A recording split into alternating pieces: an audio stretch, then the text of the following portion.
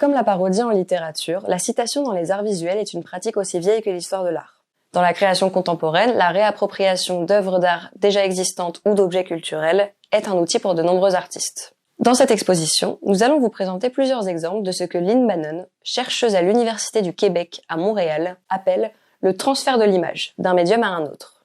Cette dernière, dans son article La citation visuelle contemporaine, énonce plusieurs objectifs à la citation visuelle. D'abord, l'identification et la reconnaissance des valeurs de la personne citée. Puis, la réappropriation de l'œuvre par le biais de sa pratique personnelle. Inspirée de 14 œuvres de la collection des Arts au Mur Artothèque, cette exposition va illustrer plusieurs résultats à la citation visuelle. En commençant par l'identification à des valeurs communes, pour finir par la réinterprétation d'un objet pour en remettre en question la valeur source. Pour commencer, avec les œuvres de Robert Malaval, Pierre Le Guillon ou Pierre Joseph, nous allons parler de la citation en tant que témoignage des valeurs reproduites. La première œuvre, Rolling Stones Rock Prince, est une série de 6 sérigraphies de l'artiste Robert Malaval. Cet artiste a été fortement marqué par l'énergie rock. Il était proche du mouvement des nouveaux réalistes, mais est souvent présenté comme le créateur d'une version française du pop art.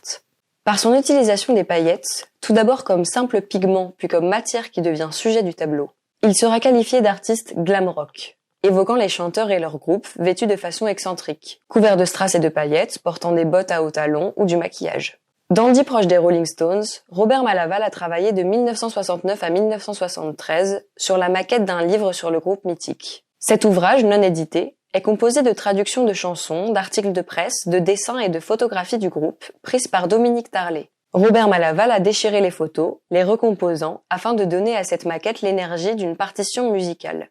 La série Rolling Stones Rock Prince reprend entre autres son travail plastique sur les photographies de Dominique Tarlet, sa palette colorée avec le doré des paillettes, sa technique au pochoir, et tout ça réalisé sur l'empreinte sonore et musicale des Rolling Stones. Robert Malaval dit « Le rock est une forme de musique dont l'importance n'est pas la qualité musicale, mais l'expression dont elle est le médium. Comme la peinture pour moi. La révolte intérieure, la non-acceptation. »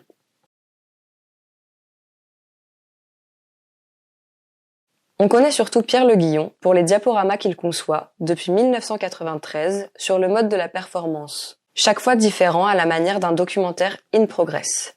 Il se définit comme quelqu'un qui nous raconte une histoire, tient un discours, livre une expérience à travers une projection de diapositives. Ainsi, le spectateur est immergé dans des images qui lui restent en mémoire sous forme de fragments. Il fait aussi des expositions où des centaines d'images, de citations, sont alignées et où le spectateur cherche des liens. Il devient lecteur d'images. Pour Pierre Le Guillon, tout a commencé comme pour beaucoup de conférenciers, en projetant des images destinées à appuyer un point de vue sur des œuvres et des expositions qui lui tenaient à cœur. Aujourd'hui, les images ont rendu la parole superflue. C'est de leur enchaînement seul, selon une forme quasi cinématographique, que surgit le sens des œuvres présentées. Chaque séance est particulière. Il adapte toujours le diaporama au public et au lieu, faisant ainsi évoluer son œuvre. Il dit « Le diaporama se transforme. Aujourd'hui, il dure environ 1 heure et compte 300 images. Les diapositives ont l'avantage de me permettre d'en ajouter, d'en enlever au dernier moment. » L'artiste inclut ainsi dans son diaporama certaines œuvres d'artistes qu'il a pu voir et qui l'ont séduit, comme Thomas Hirschhorn et Hans-Peter Feldman, qui l'ont marqué par leur manière de concilier leur activité d'artiste avec une indépendance par rapport au milieu économique de l'art. Pierre Joseph est un artiste qui dit vouloir essayer le monde et invite le spectateur à le faire à ses côtés. À travers une œuvre polymorphe, il expérimente avec modestie, par le jeu et l'apprentissage, les mécanismes de production du savoir, des langages et des formes. Au travers d'une homonymie qui le touche, avec le botaniste aquarelliste Pierre-Joseph Redouté, il a développé un travail photographique autour des fleurs qui réactive l'œuvre du peintre d'origine belge et qui entretient autour du nom Pierre-Joseph une confusion voulue dans les moteurs de recherche Google et Google Images. Cette commande participe à augmenter cette confusion autour du référencement du nom et à ses images associées. Elle lui permet aussi de réactiver l'œuvre de celui qu'on a pu surnommer le Raphaël des fleurs. Dans les œuvres de Carlos Cusnir et Angela de Tanico et Raphaël Lin, la citation est littérale. Ces artistes se réapproprient directement des textes existants en les illustrant par leur pratique artistique. Carlos Cusnir développe depuis 4 décennies une œuvre singulière qui repousse les limites de la peinture. Il expérimente et hybride les techniques de l'imprimerie, du collage et étend souvent ses compositions à l'espace tridimensionnel et sonore. L'œuvre présentée dans cette exposition emprunte son titre au récit de Malcolm Lowry, Au-dessous du volcan, datant de 1947. Todos contentos y yo también est le nom de l'une des tavernes où le héros, un consul britannique déchu échoué dans un coin perdu du Mexique, noie son mal-être dans l'alcool. 12 chapitres retracent ses 12 dernières heures, sa chute vertigineuse et inéluctable. Carlos Cusnir s'émeut du contraste entre cette phrase optimiste « Tous sont heureux et moi aussi » et le caractère dramatique du récit. Son travail est fait de contrastes et de rapprochements d'images, de rapprochements d'objets, de rapprochements de couleurs. Il dit « Il me fallait donner un contraste au mot tous contents et le placer en face d'autre chose. À Marseille, où il a son atelier, on croise au quotidien beaucoup de rats. L'image du rat provient d'une photographie extraite d'un guide pratique d'élevage en direction de la jeunesse. C'est avec l'image de ce rat qu'il a créé un décalage. » Sémiologue et graphiste de formation, Angela Detanico et Raphaël Lin ont une réflexion sur le rôle du langage et sur la place symbolique et physique qu'il occupe au sein de nos sociétés. Ils utilisent des procédés hybrides en passant par la vidéo, l'installation, l'image informatique et le son. Ils créent de nouvelles typographies en détournant avec subtilité les codes du graphisme et de la communication et en substituant aux lettres des alphabets traditionnels des formes issues du quotidien et de l'univers scientifique. Les deux artistes considèrent les mots comme des choses que l'on regarde et non comme une coquille qui amène le sens. Ils se nourrissent de la poésie concrète brésilienne, dans laquelle les mots cherchent à ressembler à des images. Two Voices est un projet sur la parade céleste du Soleil et de la Lune. Il prend son origine dans le roman de Virginia Woolf, où la trajectoire du Soleil pendant la journée y est décrite, avec ses effets à la fois sur le paysage marin et sur les battements syncopés des vagues. Dans le même esprit, les deux artistes élaborent un protocole mathématique de relevé de temps. Two Voices Wall Drop Cage consiste en une feuille de papier blanc divisée en 1440 caractères, chacun correspondant à une minute de la journée. Ces caractères sont écrits en deux styles de police. Les lettres en italique composent des textes décrivant la Lune, alors que la police normale compose des textes qui décrivent le Soleil. La précision de la codification qui mesure le temps de visibilité de chaque corps céleste est absolue.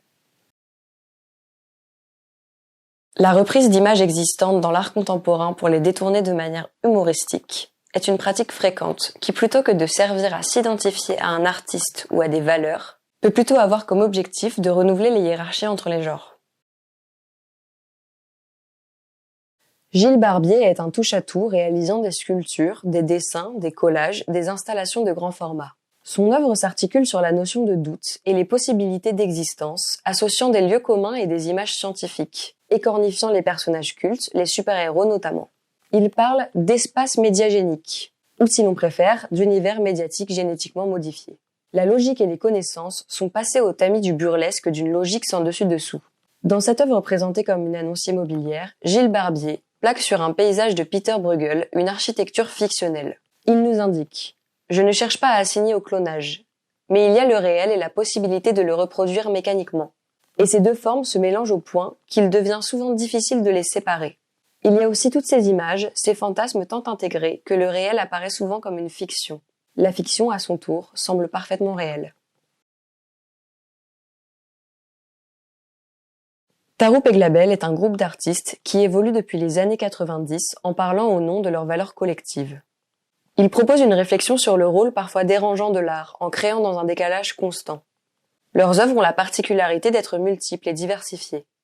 Leur mode d'expression passe par la publication de livrets, le dessin, le collage, la fabrication de panneaux en vénaline sur contreplaqué, l'édition d'objets ou de papier peint. Cette diversité est mise au service d'une virulente critique. Le collectif ne soumet pas l'art à sa seule fonction décorative.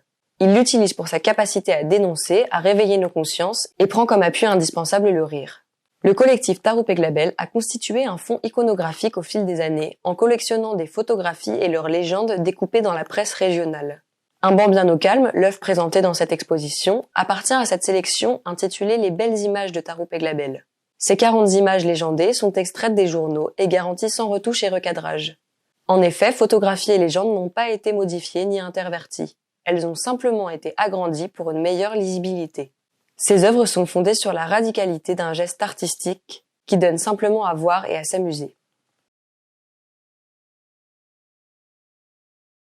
Le travail de Pierre Ardouin a pour but de provoquer la réflexion, l'étonnement, mais aussi et surtout, il lui importe que le spectateur retrouve le goût de l'enfance, de l'innocence feinte et de la naïveté.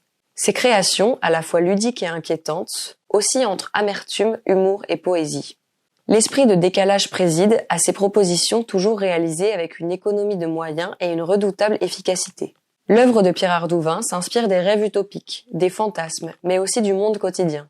L'artiste ne fait pas de critique fondamentale du système, mais il a une façon propre de rendre les formes telles qu'elles sont ou presque, avec juste un léger décalage. Il esquisse et construit le puzzle d'un monde essentiellement artificiel, qui réactive tout à la fois, nos souvenirs d'enfance et nos inhibitions d'adultes. Une fiction dans laquelle nature et culture se parasitent. Adepte du détournement et du décalage, Pierre Ardouin s'empare ici d'une carte du célèbre jeu Mille bornes. Par une légère intervention typographique, volontairement affichée, il détourne cette carte en insulte. Le dernier exemple de citation visuelle de cette exposition est la citation critique. Certains artistes vont reprendre des images d'objets artistiques ou de produits culturels pour s'en approprier le symbole et en détourner le message. Latoya Ruby-Frazier développe une esthétique brute et soignée dans son travail, par la force de son sujet et le discours qu'elle porte avec un aplomb des plus remarquables. Féministe et activiste sociale, ses photographies ont pour sujet sa ville natale, ou plus exactement les habitants de la ville, Braddock, en Pennsylvanie. C'est la banlieue ouvrière de Pittsburgh où était présente une importante aciérie. Depuis plusieurs années, elle poursuit un travail sur ses proches en les prenant comme des témoins de la crise économique. Latoya Ruby-Frazier réalise des compositions complexes qui utilisent plusieurs cadrages et mises en abîme en ayant recours aux gestes performatifs. Ce versant performatif est montré dans l'exposition que lui consacre le Carré d'art de Nîmes en 2016. Une série de 10 photographies noires et blanches, A Human Right to Passage, montre l'artiste toute de blanc vêtue, brandissant sur la jetée 54 de New York, des drapeaux imprimés d'une image existante évoquant les mouvements de population passés. En confrontant ou en mettant en dialogue le présent d'un paysage urbain avec les images d'un passé récent, l'artiste sentinelle veille à ce que l'amnésie ne gagne pas totalement les esprits. Ces mêmes images ont également été imprimées sur des toiles de jean, le fameux denim originaire de Nîmes, qui font directement écho à la vidéo Everybody's Work is Equally Important. Cette performance filmée montre l'artiste vêtu de jean de pied en cap, menant une action sur le trottoir devant une boutique Levi's Photo Workshop de Soho. Contre le bitume, elle use jusqu'à la corde son pantalon par des gestes de frottement répétitifs. Elle détourne alors à son tour les images léchées signées Levi's en les opposant à la réalité des habitants de Braddock. Florentine et Alexandre Lamarche-Ovise revendiquent leur filiation avec le mouvement Arts and Crafts, fondé par William Morris, qui militait pour la réconciliation des arts dits mineurs avec les arts dits intellectuels. Tout à la fois, peintres, céramistes, sculpteurs, concepteurs de mobilier, ils affirment une pratique du dessin libérée de ses conventions académiques et se plaisent à hybrider art et artisanat. Dans leur pratique, ils ont pour habitude de mélanger les genres afin d'interroger les hiérarchies et de mettre en relation différents registres. Dans l'œuvre exposée ici, ils ont choisi de confronter la technique de la tapisserie à celle des panos, mouchoirs illustrés par des détenus chicanos dans les prisons aux États-Unis. Comme la tapisserie, le panneau est un faire-valoir. Il fait office d'armoirie, permet de revendiquer son identité, de communiquer et finalement de développer une mythologie du quotidien. Cette tapisserie revisite différents styles de dessin, des portraits glanés au cours de notre lecture quotidienne de la presse, des inconnus mais aussi des vedettes qui font l'actualité puis disparaissent. Elle fait penser aux tapisseries anciennes ou aux portraits de familles illustres, dont les référents nous sont aujourd'hui inconnus. Cette tapisserie travaille la notion et l'espace de la marge en hommage aux pré-raphaélites, qui proposaient de réenchanter le quotidien en associant portraits et motifs végétaux, comme au Moyen-Âge. Alice Anderson utilise fréquemment le support filmique dans sa recherche graphique, mais aussi le dessin, l'installation et le livre, au travers desquels elle propose d'inquiétants allers-retours entre imaginaire et réel. Son sujet de prédilection est le conte, que l'on narrait autrefois lorsque la progéniture était couchée. Le travail de narration par l'œuvre filmée, dessinée ou installée est donc primordial dans son travail. À chaque exposition, elle raconte des histoires qui pourraient être autobiographiques si elles n'étaient pas aussi liées à l'imaginaire. Chez cet artiste, les femmes ne sont jamais passives à attendre le prince charmant ou les frères vengeurs pour les tirer d'un profond sommeil ou les sauver d'une mort certaine. Selon Alice Anderson, elles agissent de façon déterminée et quelquefois de façon violente. Elles sont les reines de toutes les situations, combatives. Le masculin dans ses contes n'est lui-même projeté que par ses femmes. Si on devait les comparer, on les rapprocherait des fresques des femmes guerrières de Nancy Spero. Ces contes sont fabriqués, comme l'étaient les contes originaux que nous connaissons tous, c'est-à-dire des histoires souvent très cruelles, sans morale, sans happy end. En 2008, l'artiste organise une série d'expositions intitulée Miroir, miroir. L'une d'elles a pour titre Emmurée, au musée Chagall. Cette exposition a pour sujet l'héroïne du conte des frères Grimm, Rapunzel. Lors de cette exposition, l'artiste envahit l'espace de ses longs cheveux roux, comme une invitation à suivre le fil du récit, comme la sorcière grimpant aux cheveux de la jeune fille. Ici, les cheveux sont roux et non blonds, évoquant des sentiments troubles à connotation sexuelle et ajoutant ainsi une forme d'ambivalence à un conte qui nous parle de l'enfermement et de la solitude. Les Guerrilla Girls est un collectif d'artistes fondé en 1985 à New York, qui milite contre les préjugés sexistes et ethniques dans le monde de l'art. Les Guerrilla Girls interviennent dans l'espace public, organisent des conférences, distribuent des prospectus, placardent des stickers ou des affiches aux slogans féministes. À travers de nouveaux supports artistiques comme la vidéo et l'affiche, leurs supports privilégiés, elles bousculent l'histoire de l'art, mais aussi les institutions muséales, comme le MoMA à New York. Elles montrent le statut des femmes et la répartition sexuée des rôles dans l'art. Si les femmes sont dans les musées, c'est presque systématiquement dans le rôle de muse ou de modèle. Elles ont choisi de préserver leur anonymat, donnant d'une certaine manière plus d'ampleur et d'impact à leur message. Telles des héroïnes, lors de leurs performances ou de leurs apparitions en public, elles arborent la même tenue et portent des masques de gorille. Le choix du masque de gorille vient en fait d'un lapsus apparu dans un communiqué entre leurs noms Guerrilla Girl et Gorilla. Le gorille symbolisant la force physique, le collectif a finalement décidé d'y avoir recours pour personnifier la force des femmes. La sérigraphie présentée dans cette exposition s'apparente à une affiche de cinéma sur le thème de l'histoire du féminisme. 3 actrices célèbres tiennent une banderole où il est écrit « L'égalité maintenant ». Au-dessus de la phrase « Avec elle, les droits des femmes ont belle allure ». Très belle allure. En conclusion, si la citation visuelle peut servir à témoigner de valeurs auxquelles on s'identifie, à la manière de Robert Malaval avec les Rolling Stones, d'illustrer un message qui nous correspond et que l'on comprend, comme Carlos Kushner ou Angela Detanico et Raphaël Lin, ou encore de détourner une image pour bousculer les hiérarchies de genre, comme vont le faire le collectif Taroup et Glabel, en transférant des images de presse dans le monde de l'art contemporain. La citation visuelle sert aussi à réutiliser et se réapproprier des symboles ou des objets pour en critiquer le message et les transférer vers un monde de valeurs qui nous paraît plus juste. La citation visuelle peut donc être autant un témoin historique qu'un outil critique.